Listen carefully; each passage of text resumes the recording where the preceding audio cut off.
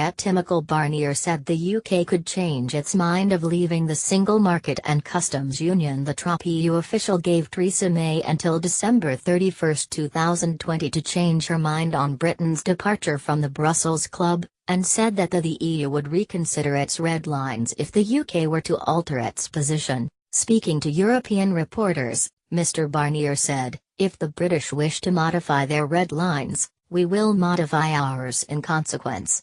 I am not hearing that today, but everything is possible. There is no dogmatism. So long as they have not left, during the transition period, everything is still possible." Getty. Duncan Smith slammed Mr. Barnier, saying the UK has chosen categorically to leave. "If the British wish to modify their red lines, we will modify ours in consequence." Michel Barnier. Mr. Barnier added, "What creates the problem in Ireland is the decision of the United Kingdom to leave the EU, but also to leave what it is not obligatory to leave, that's to say the single market and the customs union." Another diplomat also stated that the EU's decision to leave open the option of changing its Brexit rules is about being helpful, if, as many capitals hope, reality dawns and red lines disappear.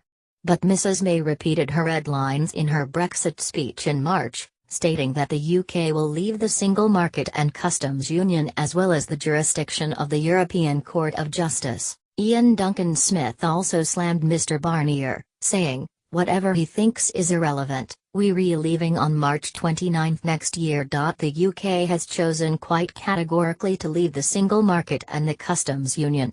It would do Barnier and the rest of the Commission a lot of good to stop trying to interfere in UK democratic processes. Instead they should get on and do their damn job and do what he's supposed to do, which is to make a good arrangement for both the UK and the EU."